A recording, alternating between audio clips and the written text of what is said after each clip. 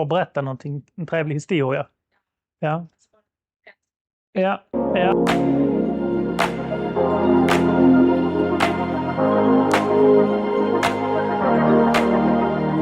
Så tänkte jag gå in lite mer på de vapen som fanns i hennes rustkammare. Och det som är mest känt från denna rustkammaren är då hennes skjutvapen. Hon var ju en erkänt skicklig skytt och också jaktintresserad. Vapnen som fanns då, de här eldhandvapnen i rustkammaren, var moderna från hennes tid. Det utgjordes främst av bruksvapen som alltså kunde användas både för jakt och målskjutning. Och en del vapen var naturligtvis också i mer lyxutförande så att säga och av hög kvalitet. Ingenting var av dålig kvalitet naturligtvis, men det är kanske inte de absolut mest luxuösa vapnen ofta som man ser bland hennes vapen.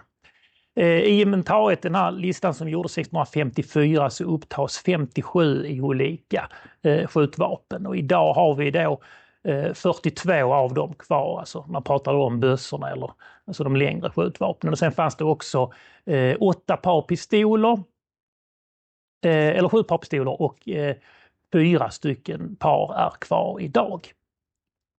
Och jag tänkte vi skulle titta lite på några av de här, några exempel så att säga, på de skjutvapen som fanns. Och ett ganska så typiskt exempel för en bössa i Kristinas rustkammare är av den här typen.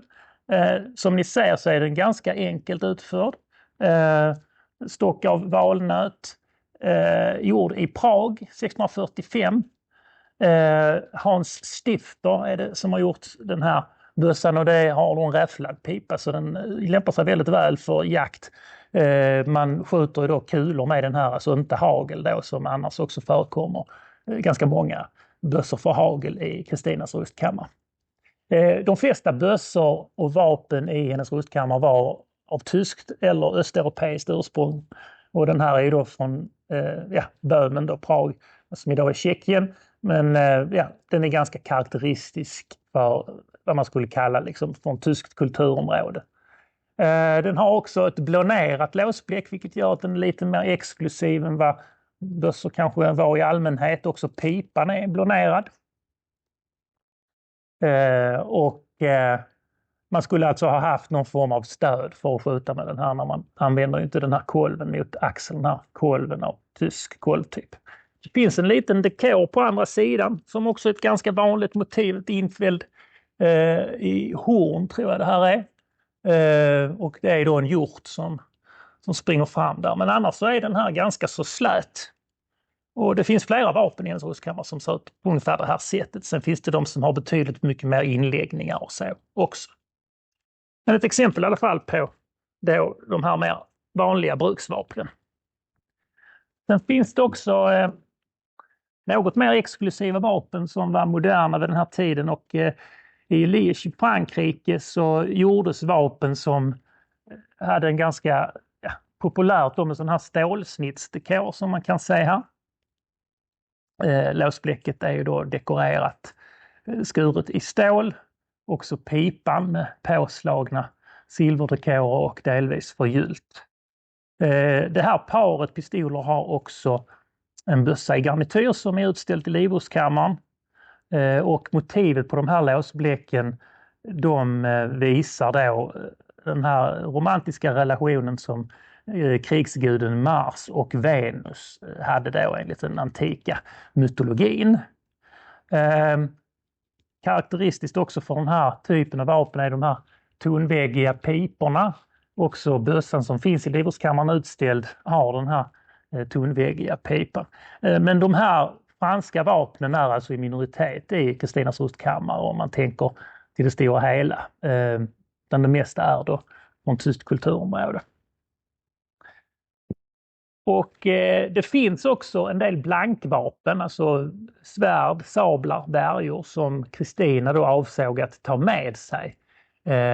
Det togs upp 4 stycken sablar och 3 stycken svärd som det stod då i hennes lista. Men alla de verkar ha faktiskt stannat kvar i Sverige.